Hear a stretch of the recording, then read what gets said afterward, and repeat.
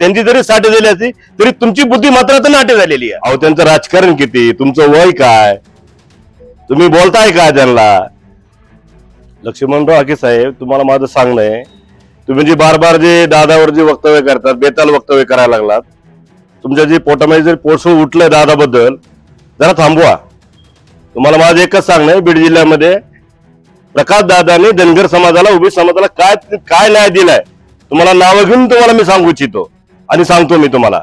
जिल्हा परिषद अध्यक्ष पिंगळताईला बसवलं, दुसरे कल्याणराव आबूदला सभापती केलं, पुन्हा प्रभाकर वाघमारे यांना सभापती केलं, जिल्हा परिषद सदस्य बबन सर्वदेकर यांना जिल्हा परिषदेमध्ये संधी दिली, पुन्हा गवते सरांना संधी दिली, पुन्हा स्थानिक स्वराज्य संस्थांमध्ये नगरपालिकेमध्ये धारूर शहरामध्ये नगरपालिकेचे पक्षाची उमेदवारी दिली। आणखी तुम्हाला असे किती उदाहरणं देऊ? त्यांच्या मतदारसंघापुरता धनगर समाजाला, ओबीसी समाजाला ते न्याय देत आहेत आणि आम्ही जवळून त्यांचे कार्यकर्ते, आम्ही तर आम्हाला असं कुठेही तुझा भाव केल्यासारखं आम्हाला कुठं जाणवत नाही।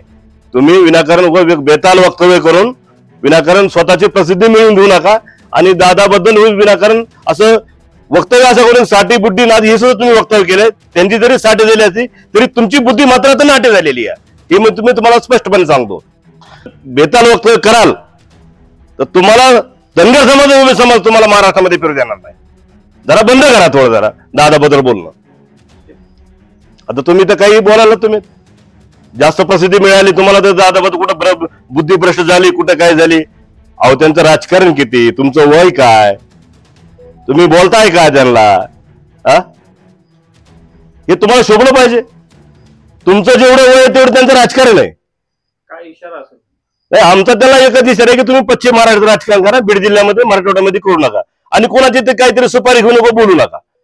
तुमची जी आहे ती तुम्ही जी क्रेज आहे ती सांभाळा, नाही तर तुम्ही तुमचं स्वतःची सगळी इमेज खराब करून उगाच बेताल वक्तव्य करून महाराष्ट्रामध्ये संभ्रम निर्माण करू नका। तुम्हाला एक धनगर समाजाचा, ओबीसीचा कार्यकर्ता म्हणून मी तुम्हाला एक असं इशारा देतो की असं तर बेताल वक्तव्य थांबवा, नसता आम्ही तुम्हाला बीड जिल्ह्यामध्ये आलो आम्ही तुम्हाला धडा शिकवू।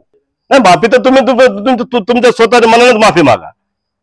हे वक्तव्य मी चुकीचं केलं म्हणून तुम्ही माफी मागा, माफीनामा काढा, म्हणजे महाराष्ट्राला कळलं की खरोखरच आज तुम्ही जे बोलताय ते 100% चुकीचं आहे।